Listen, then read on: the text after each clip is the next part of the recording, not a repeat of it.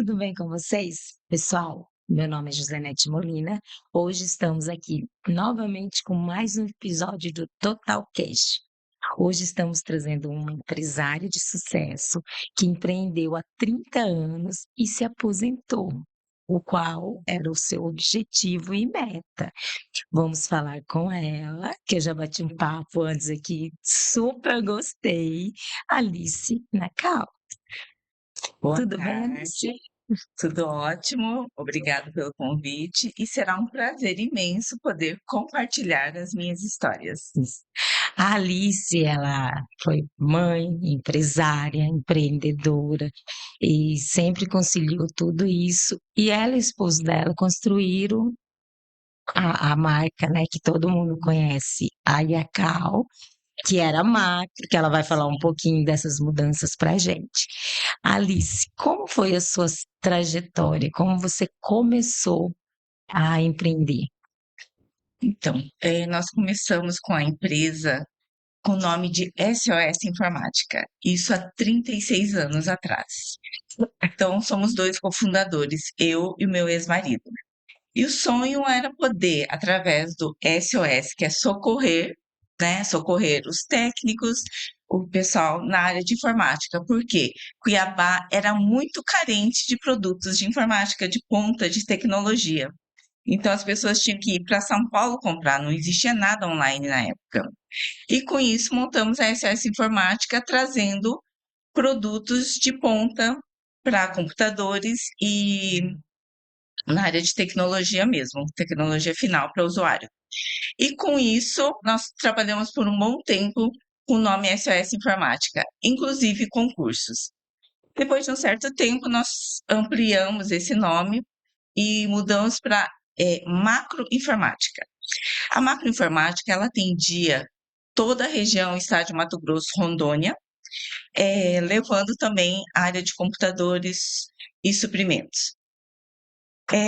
Depois nós resolvemos mudá-la para macrodistribuidora. Então ela se tornou um atacadista. E hoje ainda continuamos como atacado. E aí, 6 anos atrás, depois da sucessão familiar, né, da empresa, aí nossos filhos, em honra aos pais, colocaram o nome de Yakal, que é parte do nome do pai, que é Yabumoto, e parte do meu nome, que é Nakal. E se tornou a Yakal, que é hoje. Legal. E esses processos de mudanças, foi trabalhoso na parte de papéis, na parte de mídia, de divulgação? Sim. Vocês sentiram dificuldade para implantar um novo nome? Com certeza, né? Porque você investe muitos e muitos anos em Uma cima marca. de uma marca, em cima de um posicionamento, e você constrói uma reputação em cima desse nome. E como os nossos clientes, eles sempre são clientes que voltam, então para nós é muito importante. E então a gente teve essa mudança de nome, mas a gente sempre conseguiu manter os clientes. Por quê?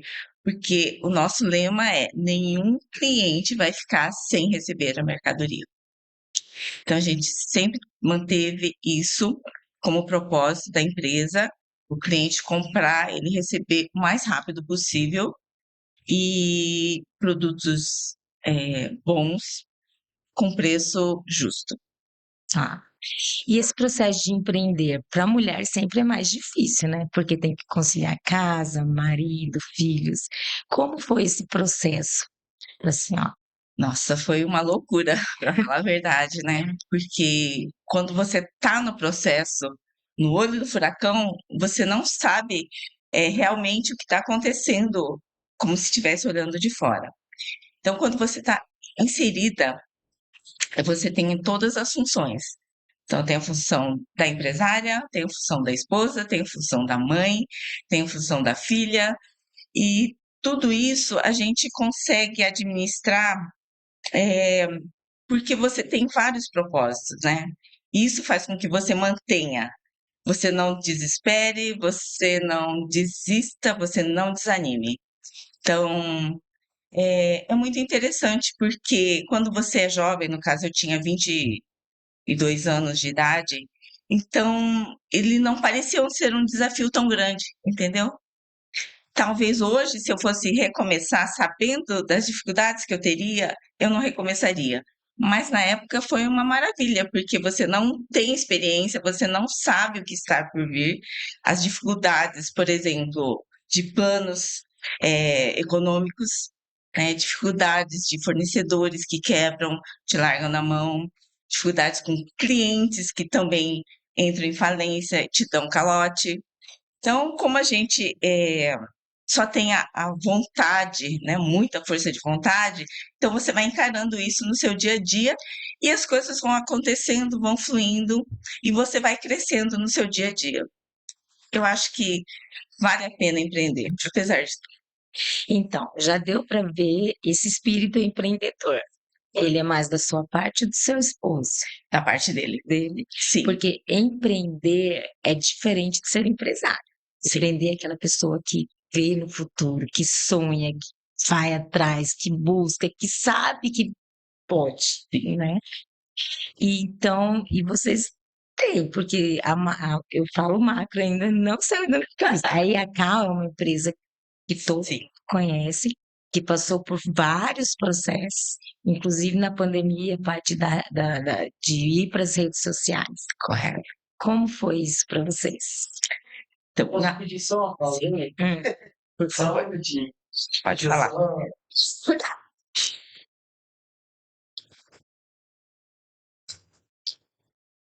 Qualquer coisa você fala, cara. Sim.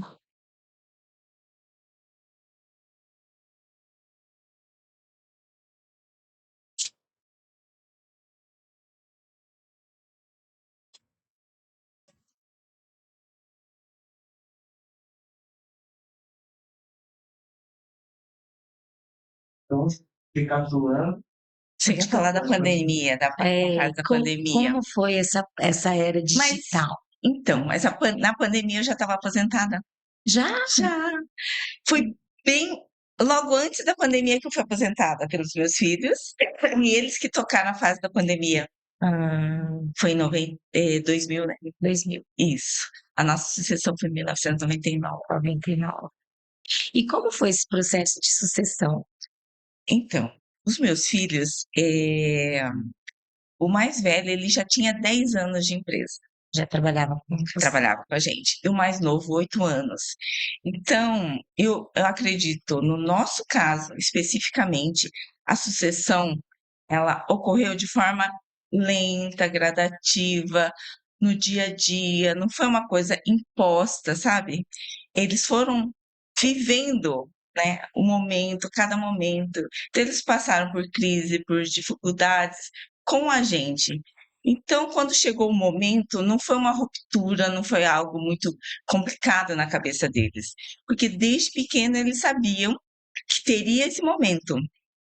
A gente só não sabia quando seria, mas eles foram preparados por em torno de 10 anos, né, com essa mentalidade de serem sucessores. Aham. Mas antes tiveram as dificuldades de vocês, né, com as mudanças. Sim, então, Tem eles alguma, assim, que acompanharam você vários. lembra que foi bem Ai, agora nesse momento eu não lembro especificamente, mas o meu filho mais velho, ele começou no estoque. Então, eles não começaram como gerentes, não começaram como diretores. Eles começaram, no arquivo, o outro no estoque, e cada um eles foram, aprendendo uma área da empresa, mas chegou um momento que eles foram direcionados, né. Então, o mais velho ficou mais na área de marketing, área comercial e compras. E o mais novo, ele aprendeu a minha parte, que seria departamento pessoal, né, que é RH, mexeu com pessoas. Ele também ficou com a parte de tecnologia do sistema e também da parte da internet, tributária, que nesse país é bem complicado, e ele ficou com financeiro administrativo também. nossa, bastante. Então a empresa, ela é dividida, né? Eu sempre digo que numa empresa familiar tem que estar bem delimitado as funções e as responsabilidades, porque senão vira uma confusão e ninguém respeita ninguém.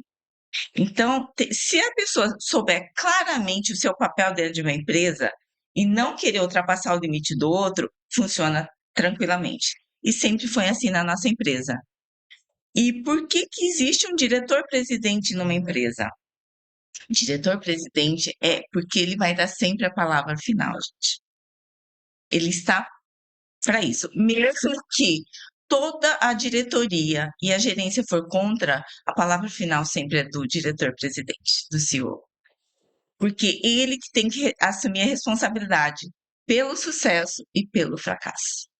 Legal. Então, o plano de cargos e carreiras vocês sempre tiveram muito bem Bem claro, claro. você está sendo contratado, você é diretor dessa área, sempre teremos reuniões, né? Porque a empresa não funciona separadamente, mas você sabe o seu papel, você vai dar a sua opinião. A palavra final, se não entrar num acordo, sempre vai ser do diretor-presidente. Legal. No caso, era o seu esposo. Eles vai. Isso. Legal. E funcionou sempre bem.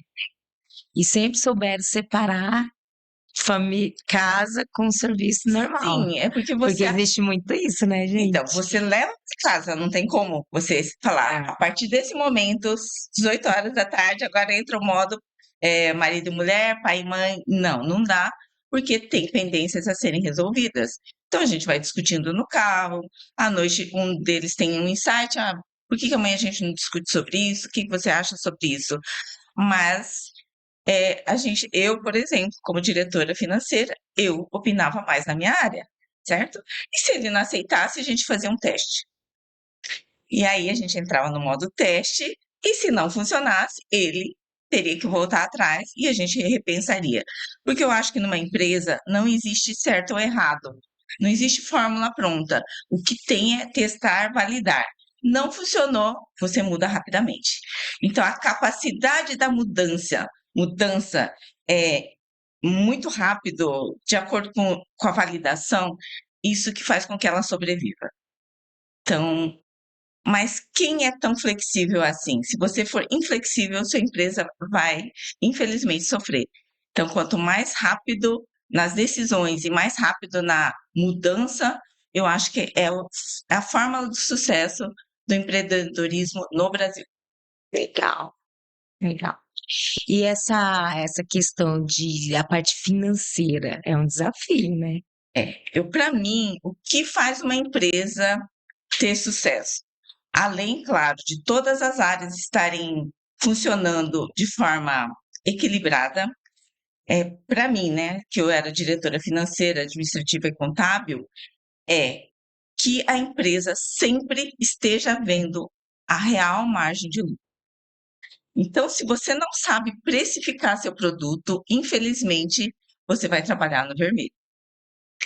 Então, você tem que enxergar todo o universo das contas, dos custos, dos impostos e saber precificar corretamente. E a sua margem de lucro, né? Então, e aí dentro está a sua margem de lucro, que tem que ser o suficiente para você sobreviver e tem que ser o suficiente para você enfrentar seus concorrentes. Esse é o equilíbrio ideal. Então, não adianta você ter um preço ótimo, maravilhoso e tá dando prejuízo. Dando prejuízo. E não, eu quero uma margem superior, porque eu quero ganhar muito, mas em função disso você perder território e mercado. E outra coisa que eu acho muito importante para a área financeira é o fluxo de caixa. Fluxo de caixa. Sim, as pessoas, elas não sabem, a maioria das empresas, quando elas começam, elas não têm noção de fluxo de caixa. O que acontece? Uma semana você tem muito dinheiro, na outra semana você está devendo todo mundo. Então, você se organizar para fazer um fluxo de caixa de 8 semanas, que eu acho ideal para o Brasil, né? Porque você vai estar sempre 8 semanas à frente.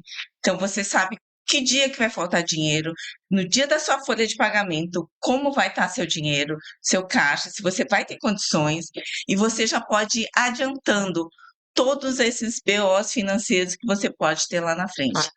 Fluxo de caixa, para quem não sabe, ela é uma previsão do que vai acontecer nos próximos meses, tanto de receita como de despesa.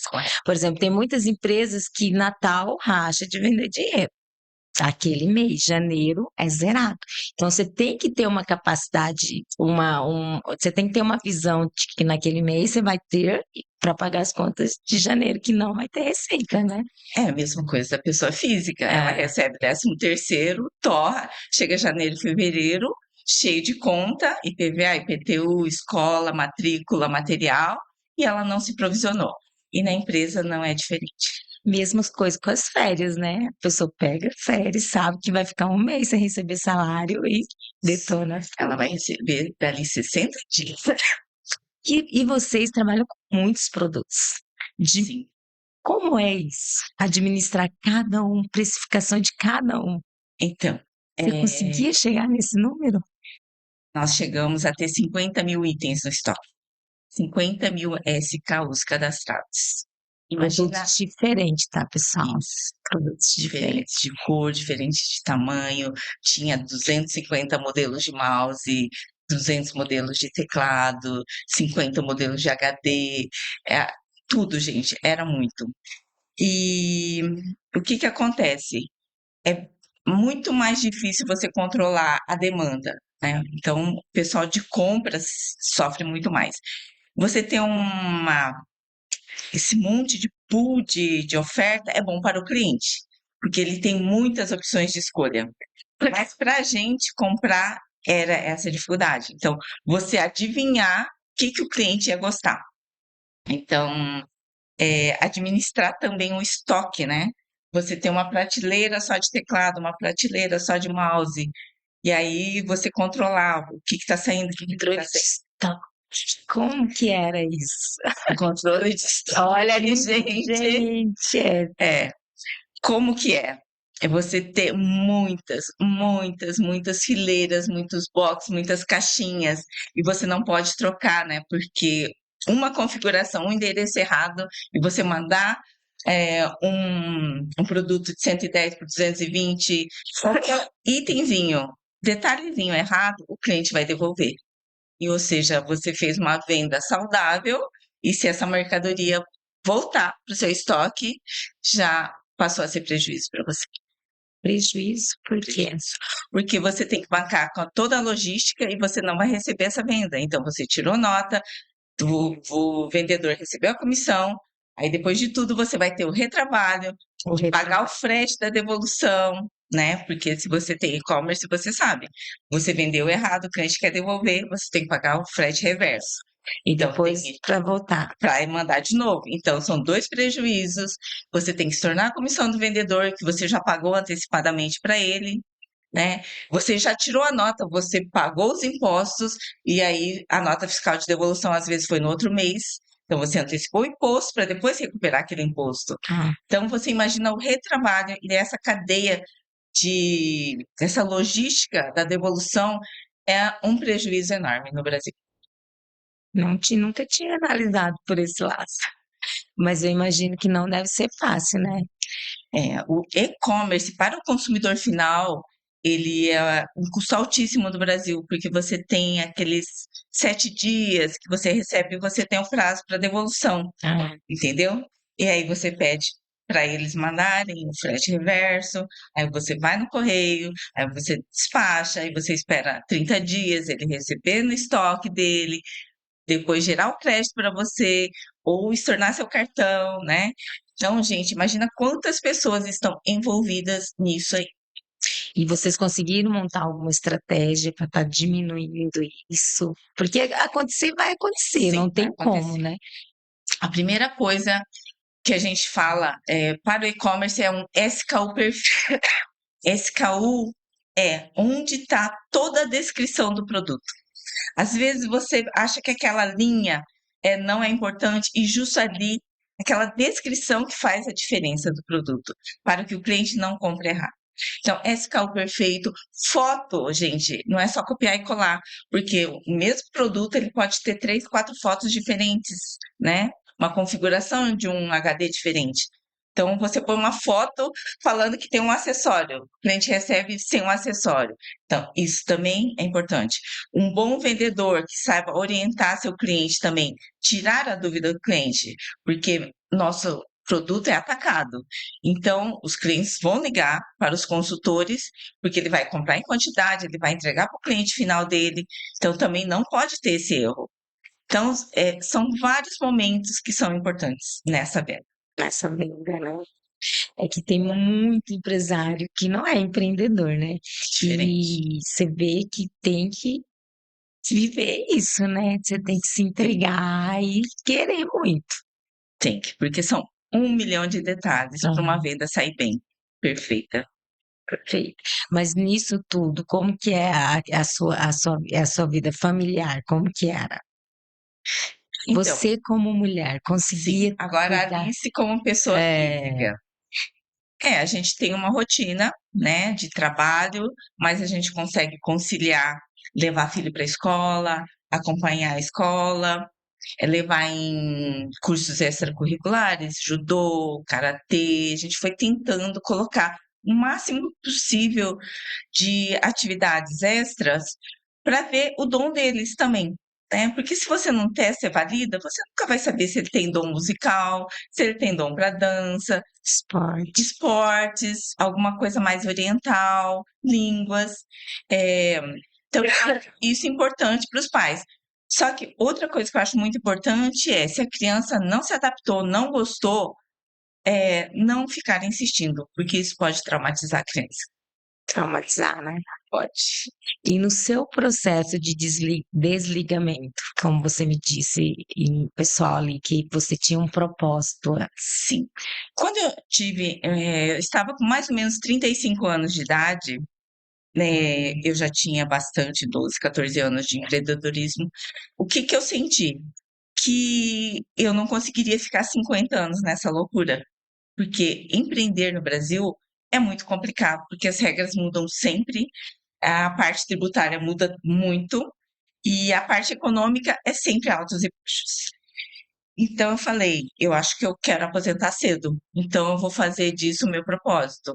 Então eu determinei para mim mesmo que eu aposentadoria até os meus 50 anos de idade e pelo INSS aos 48 anos de idade, que era a idade mínima na época. E aí, mas basta assim, eu vou aposentar e pronto. Falei, não. O que que adianta eu ter a liberdade de tempo toda, agora eu tô aposentada, e aí, sem dinheiro? Então eu fui buscar também, paralelamente, a minha liberdade e independência financeira. Então, os primeiros anos eu fiz a minha liberdade financeira, e aí depois de uns 5, 6 anos, aí sim eu comecei a fazer minha independência financeira. Não minha, mas a do casal, né? Então, por 15 anos eu batalhei por isso e eu guardei dinheiro todos os meses. fiquei curiosa nessa diferença de independência e liberdade. Tá, vamos lá. Liberdade financeira é você ter em torno de 8 a 12 meses da sua despesa mensal. Então, é para uma emergência, tá, pessoal? Então, se você, por exemplo, na pandemia, teve muita gente que perdeu o emprego, e quem não tinha a reserva da liberdade financeira sofreu Quebrou. muito.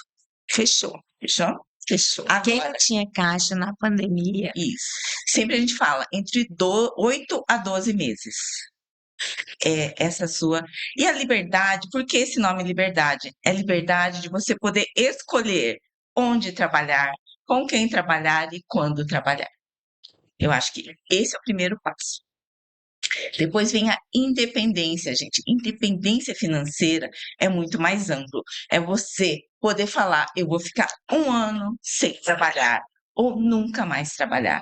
Então, existe essa grande diferença entre liberdade e a independência. A independência você atinge quando você realmente tiver economias e ganhos financeiros suficientes para não precisar trabalhar mais nenhum dia. o sonho de todo mundo. E você acha que a nossa população planeja isso? Não, infelizmente, em torno de 80% das pessoas vão depender do INSS e não vão ter nenhuma independência, né, financeira. E aquelas que nem com o INSS contribuem? Tem demais. É. Essas pessoas são as que vão depender de filhos e até talvez dos netos, entendeu? Então, vão sofrer muito no futuro. Então, eu sempre falo, primeiro comece com o quê? Com uma educação financeira. O que que o nosso país não faz? Dar uma educação financeira. Que eu acho que deveria ter nas escolas. Então, começar em casa, já que a escola não dá, É. né? Você pode começar a trabalhar os 4 pilares da educação financeira, que são, primeiro, aprender a fazer dinheiro, ganhar dinheiro, né? Segunda coisa, aprender a organizar e conseguir guardar um pouco do seu dinheiro. Terceiro passo é sobre segurança financeira.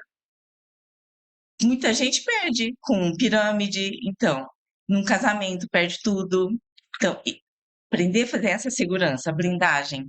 Então, você primeiro aprende a fazer dinheiro, ganhar dinheiro, depois você aprende a administrar e guardar uma parte desse dinheiro. Aí você pega essa poupança e coloca num investimento seguro, então, a segurança patrimonial, e por último, aprender a multiplicar esse dinheiro, esse patrimônio. Então, são 4 fases bem distintas da educação financeira que todo mundo deveria ter. Eu tento fazer isso com meus filhos.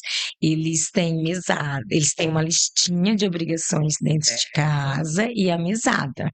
E aí eu tento trabalhar essa parte, ensinar eles não gastar. Meu filho não gasta. A minha menina, no primeiro mês, já queria ir no shopping. Falei, Manu, não é assim. Todo mundo E tem a lista de desejos, né? sim, aí eu vou conversando e trabalhando isso neles, porque eu não tive. Então, o que eu tento é passar para eles o que eu sei hoje. É importante começar de pequeno, realmente. Porque senão a gente vai ter que aprender na dor de adulto, né? Ou seja, entrar em dívida, entrar em cheque especial, e aí ter muitas dificuldades, pagar muitos juros, E é o que mais não quero. ter, né? Você não poder realizar seus sonhos. Ah, Esse é o mais triste. Então, para mim, é, a vida empresarial, a vida financeira, a vida familiar, tudo são caminhos a serem construídos no dia a dia. Não existe fórmula, não existe milagre. É todo dia você fazer o necessário, né? Então as pessoas, elas fazem menos do que o suficiente e querem se dar bem lá na frente. Gente, você tem que fazer pelo menos o suficiente e o mínimo para você realmente estar numa escala de crescimento, porque senão você vai ficar parado no tempo e lá na frente nenhum sonho, nada vai acontecer. um processo de autoconhecimento, né? De melhorando cada vez mais. É, os japoneses têm um nome chamado, uma filosofia chamada Kaizen. Kaizen significa melhora contínua. Todos os dias fazer um pouco melhor do que ontem. Isso é o suficiente para você ter uma vida de sucesso, uma vida digna e uma vida que você vai poder olhar para trás e falar: nossa, tudo deu certo, tudo valeu a pena. Legal. E como foi depois que você aposentou? Fala um pouco pra gente como é sua vida hoje, aposentada, fazendo o que ama, que você agora tá com um projeto novo, né? Sim. Vai falar um pouquinho aqui pra nós? Então, quando eu aposentei, foi um processo, então, de parar, né, a correria, a loucura de ser empresária. E aí eu falo que existem 2 propósitos na nossa vida. Existe o propósito externo, né? O que que é o propósito externo de qualquer pessoa? É estudar, formar, ter uma profissão, ser bem-sucedido nessa profissão, construir uma família e construir um patrimônio. Então, isso são todos propósitos do seu dia a dia, da vida terrena aqui hoje, né? Ninguém pode se esconder disso. Existe também o propósito interno da pessoa, ou o propósito de alma. Então, esse propósito a gente se desconecta muito fácil na correria do estresse, do dia a dia, das preocupações e das contas. Só que para mim, todos nós temos um propósito interno. Sim. O que nós viemos contribuir nesse universo? Qual que é o seu dom? Qual que é o seu talento? Qual que é a sua magia que você pode entregar para o universo? E aí, isso aí é bem difícil para a maioria das pessoas encontrarem, porque estamos na loucura do dia a dia. Quando que isso vem à tona? Quando você começa o seu autoconhecimento, quando você começa a meditar, quando você começa a parar para refletir, estudar melhor isso. E com o tempo, então, vai aflorando. Você precisa de casa. Com isso, você vai em busca desse propósito interno de alma. Isso pode ser alguma coisa muito ancestral. O que seus ancestrais faziam que isso faz sentido para você hoje, né? Então, é bom você buscar suas raízes também. No meu caso, eu tive através de uma outra pessoa, e ele falou: Alice, seu propósito são chás. Então, lá atrás, seus antepassados mexiam com chá. Aí eu perguntei: é chá verde? Eles falaram: sim, é chá verde. Daí eu fui estudar sobre chás. E aí descobri que existe o matcha, né? Matcha. E aí, esse pozinho mágico verde que virou hoje meu propósito ancestral. Então, Ancestral. propósito de vida, propósito de alma é divulgar os benefícios do matcha para as pessoas. Ah, legal. Eu sou bem adepta à saúde, entendeu? Sim. E virou um propósito meu lá em casa. Tanto que a gente tem a Arena Cuiabá, que é esporte, é vida. E eu acho que tem tudo a ver, né? Você cuidar de saúde, corpo e mente. Sim. Esse chá, como que ele funciona? Explica pra gente. Quais são os benefícios dele? O matcha, ele tem muito antioxidante.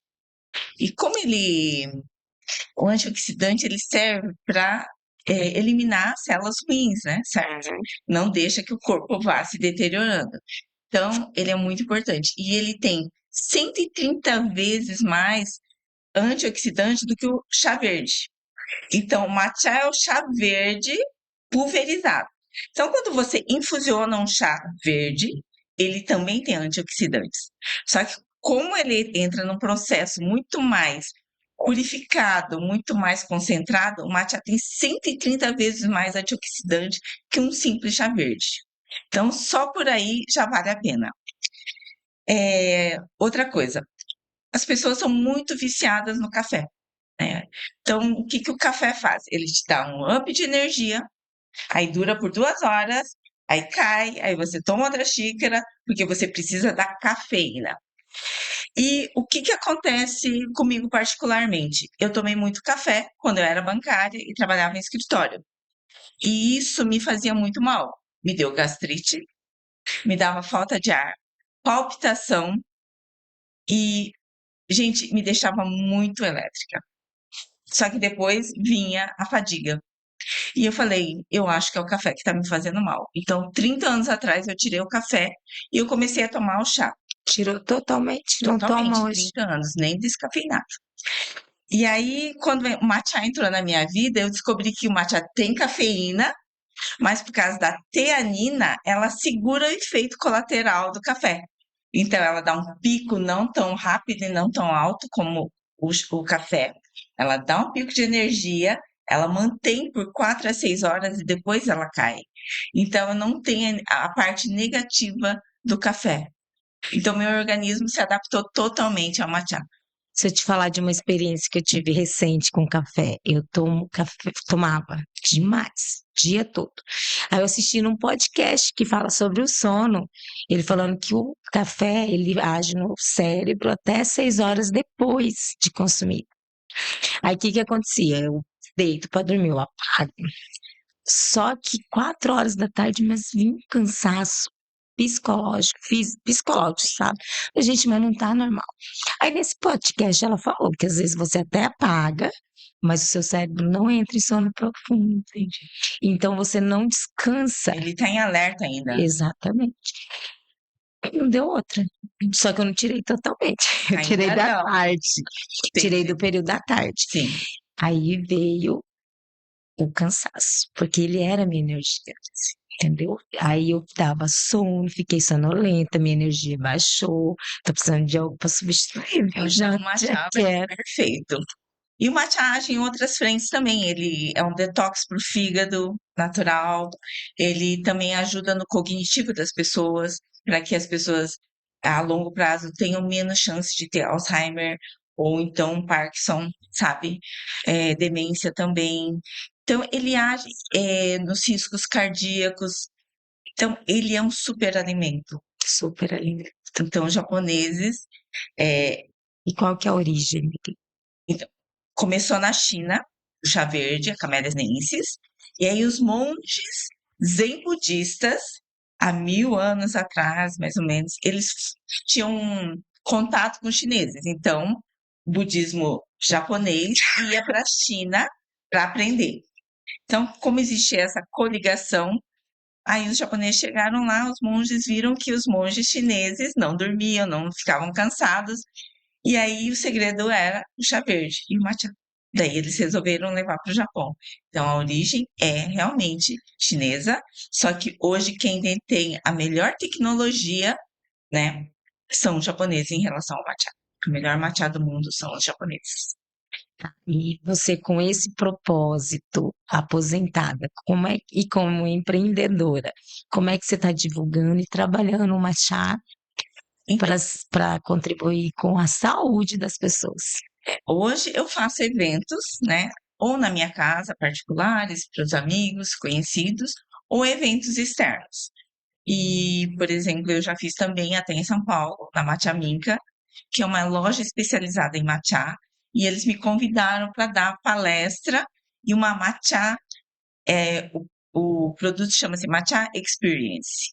Então, eu falo sobre matcha, né, e depois eu sirvo matcha de duas formas, que é uma forma tradicional, cerimonial, e o matcha também em forma de latte, que é o que os ocidentais amam e o mundo inteiro está consumindo.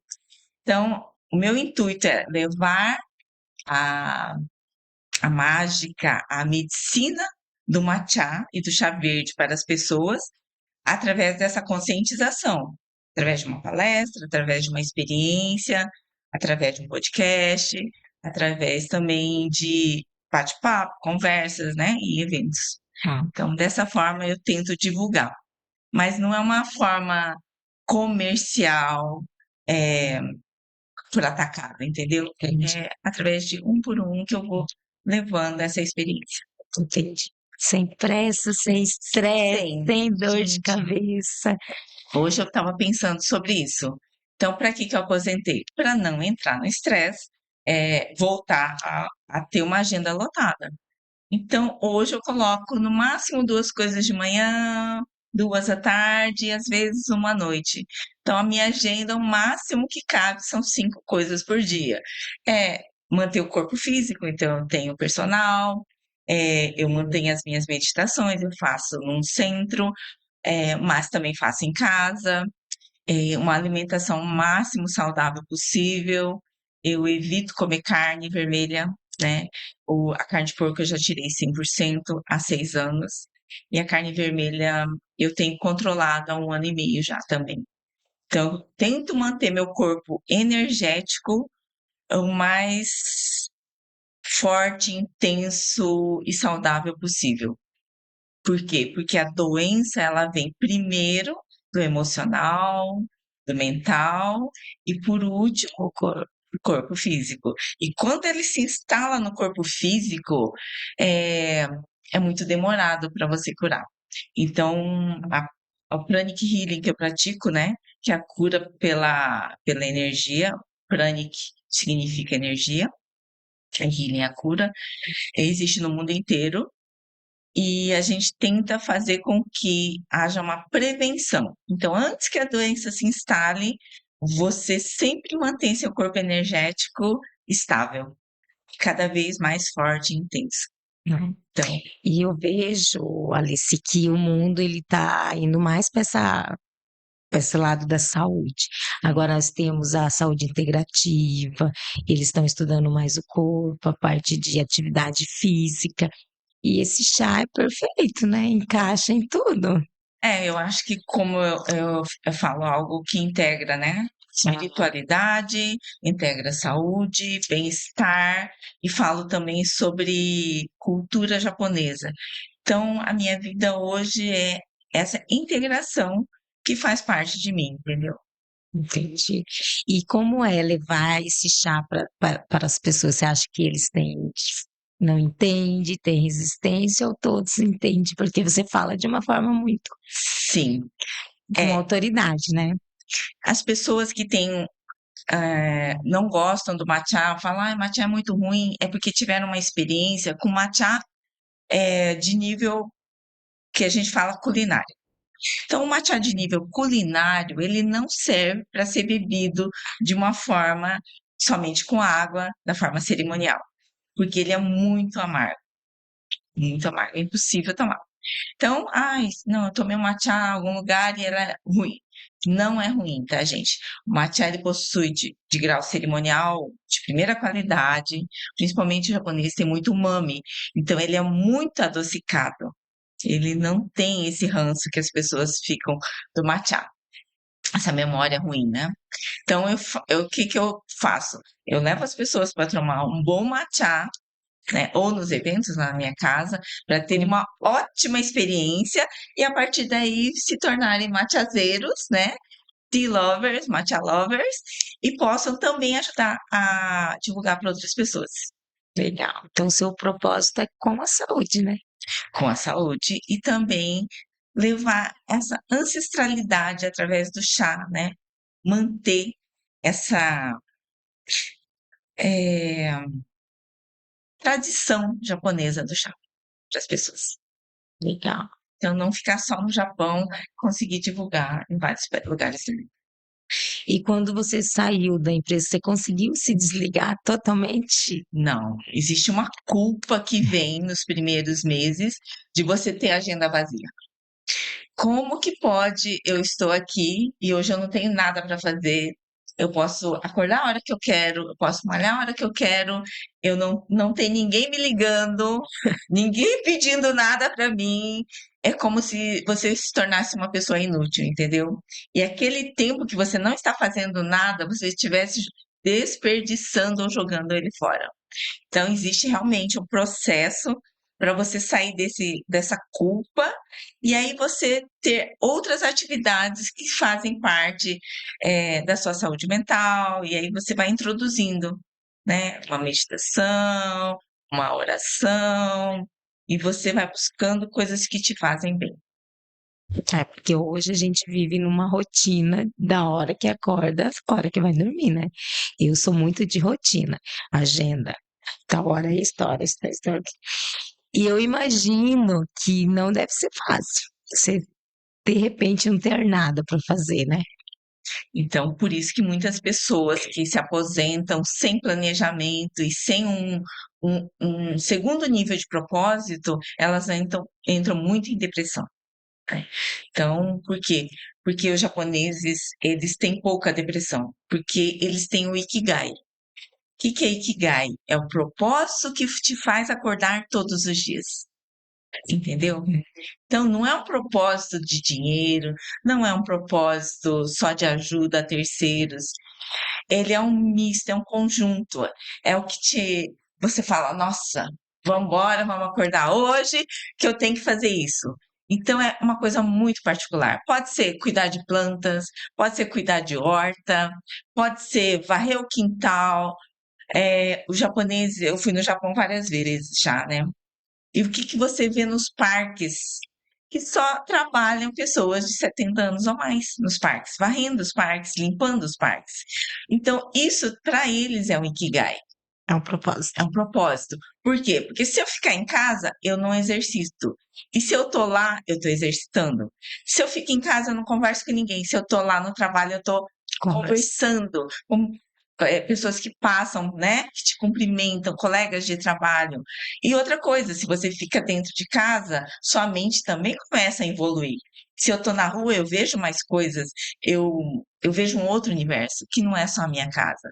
Então, os japoneses, eles não têm preguiça de trabalhar, mesmo com 70 anos, porque eles não enxergam trabalho como uma coisa difícil, como uma coisa, ai, gente, cansativa, sabe? Isso é uma coisa muito do brasileiro, que trabalha é sinônimo de coisa ruim, trabalho é exaustão. E para os japoneses, a palavra trabalho é composta de duas letras, hata e iraku, dois ideogramas. Hata é lado, iraku é leveza. O que é o trabalho para os japoneses? Deixar o outro leve, fazer com que seja leve para todos, entendeu? Então, um exemplo bem simples. Se eu tenho que carregar uma mesa de 10 lugares, sozinho eu consigo? Não, Não consegue. precisa de pessoas. Eu preciso de pessoas. E se 6 pessoas falarem, vamos levar essa mesa, eu te ajudo? Não é hataraku, deixar leve para todos? Em 1 minuto você carrega. Então, olha a conotação japonesa da palavra trabalho, que é oposto dos ocidentais. Aqui trabalha, trabalha, né? O povo já acorda. Eu tava conversando com uma menina outro dia, ela falou: Ju, eu trabalhei 3 anos numa empresa. No último ano eu ia todo dia chorando. Mas como assim? Você passou 1 ano sofrendo? Porque não consegue mudar. Então, ou você Novinha, muda de sabe? emprego, ou você muda de mentalidade. Exato. Agora, para que o sofrimento? Isso te adoece. Eu acho que o propósito do ser humano nesse mundo não é sofrer, entendeu? Não. É você levar tudo no equilíbrio e na leveza. É igual a questão do corpo. Se tem algo doendo, tá errado. Porque nós nascemos para ser perfeito. O nosso corpo tem que ser perfeito. Tem que ter todo o funcionamento correto. Se algo tá errado, tem que investigar. Sim, tem algum É o que desequilíbrio. eu falo pro meu marido. Ó, não pode, não é normal ter dor. Tem que investigar, descobrir a causa. Tem que ir até o fundo, né? Até realmente eliminar a causa. O que acontece muito hoje? As pessoas não estão eliminando a causa, estão eliminando o efeito colateral, Com remédio. o remédio. E aí a gente tem visto que essa dependência ela está aumentando em vez de diminuir, sendo que a palavra-chave é o quê? Gente, a Saúde. indústria farmacêutica vende demais. Eu sei porque eu tenho clientes de farmácia. Vende, remédio chega, acaba rapidão. Porque o povo, as pessoas se automedicam, né? Também. Vai em farmácia, pede para farmacêutico medicar e é remédio pós remédio. Então, por que eu decidi me dedicar para a espiritualidade, para a arte, para a cultura? Porque espiritualidade não é sobre rezar, não é sobre meditar, não é nada disso. Espiritualidade é sobre um estilo de vida que você adota no seu dia a dia. E para gente que está nesse planeta Terra, nós temos que ter duas asas bem desenvolvidas. A asa da prosperidade. Então, temos que trabalhar, temos que ganhar dinheiro, temos que estudar, temos. Essa é uma asa. Só que sem a asa da espiritualidade, que é o equilíbrio interior, do propósito, você não vai ter as duas asas. Você vai cansar uma hora, porque você não sobrevive e não voa alto somente com uma asa. Temos que ter o equilíbrio das duas asas para você ter uma vida espiritual e uma vida próspera também. Esse, eu acho que é a realização do ser humano. Legal. O que você pode falar para os empresários em geral hoje, se você fosse fazer um resumo? Nossa, meus filhos ainda, então, eles empreendem, eu vejo as dificuldades que eles têm, e eu vejo que a maior dificuldade hoje é trabalhar com pessoas. Infelizmente, emprego está cheio. Só que não temos mão de obra qualificada, mão de obra de pessoas responsáveis, equilibradas. Então, o meu conselho é que treinem as pessoas, montem suas equipes e não desanimem, porque ainda empreender vale a pena. Vale a pena. E essa geração nova da internet, do celular? Então, esse que eu tô te falando é o desafio Ah, que eu, graças a Deus, não estou mais enfrentando esse desafio, porque por 30 anos eu fui do RH. Então, eu fiz mais de 3.000 rescisões na minha vida, porque eu tive várias empresas, entrava, treinava, não dava certo. Então, eu acredito que não seja tão diferente hoje assim, né? Que o desafio, ele talvez só piorou um pouco mais, porque tem a rapidez, tem as pessoas querendo tudo para ontem, essa nova geração, elas querem empreender. empreender, elas não querem ficar presas no escritório. Então, mas é uma adaptação, né? Infelizmente, quem está na chuva vai ter que se adaptar a essa nova geração. E eu acredito que ainda empreender, com todos esses problemas, todos esses desafios de recursos humanos, recursos técnicos, tecnológicos, de dinheiro, mas ainda é é uma fórmula para você realmente deixar um legado nesse mundo. Legal, legal. Gente, eu conheci a Alice hoje, estou encantada pela pessoa, pelo profissionalismo. Acho que você tem que divulgar o chá mais, que tem muita gente precisando. Eu quero experimentar, viu? Vamos marcar um dia para a gente fazer um matcha para você. Isso. Divulgar mesmo, né? Porque tem muita gente precisando de calma, de paciência, de tranquilidade, que eu acho que é o que falta hoje.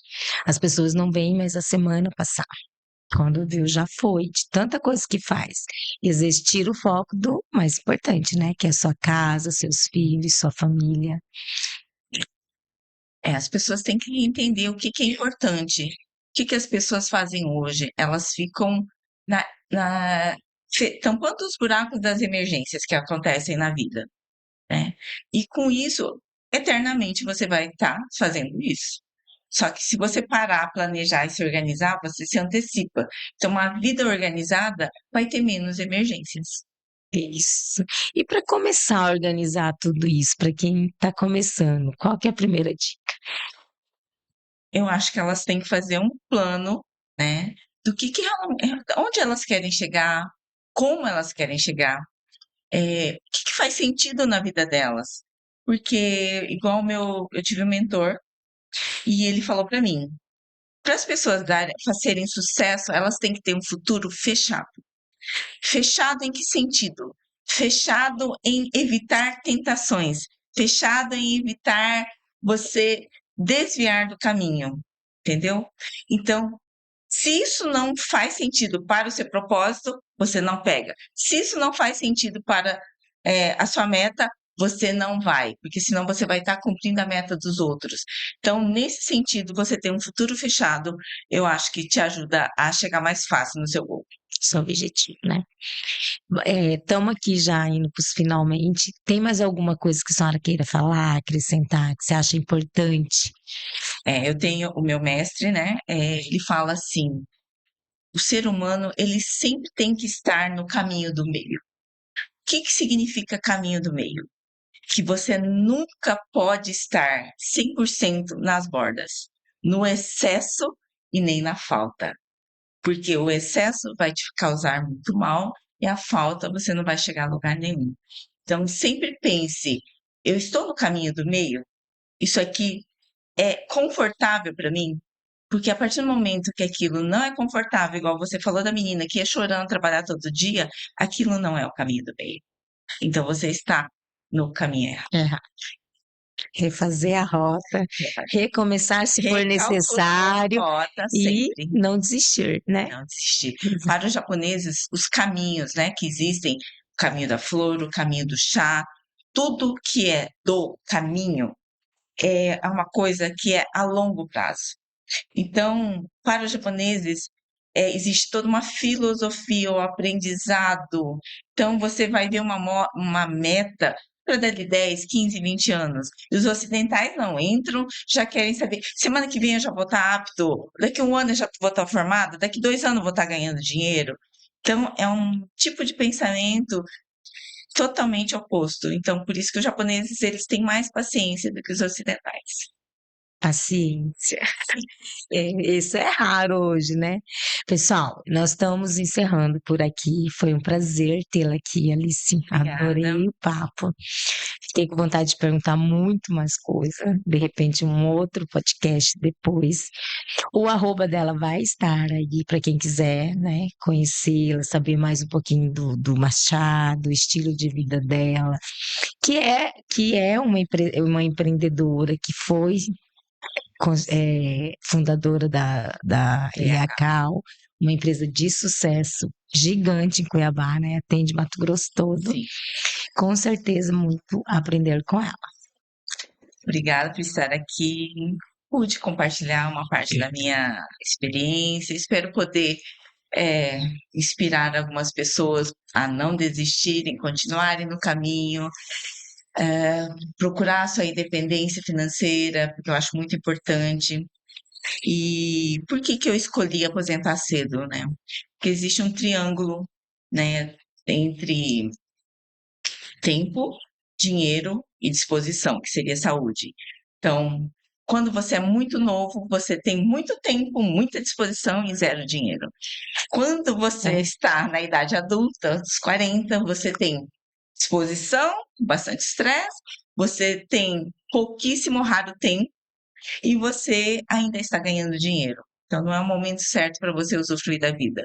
E quando você já está aposentado, você tem muito tempo, pouquíssima disposição, às vezes nenhuma, e você tem um pouco de dinheiro. Então, eu escolhi aposentar aos 50 porque eu ainda teria um triângulo perfeito entre tempo, disposição e E dinheiro. dinheiro. Legal. Parabéns. Obrigada. E ficamos por aqui e o arroba dela vai estar lá para qualquer dúvida, tá, pessoal? Muito obrigada.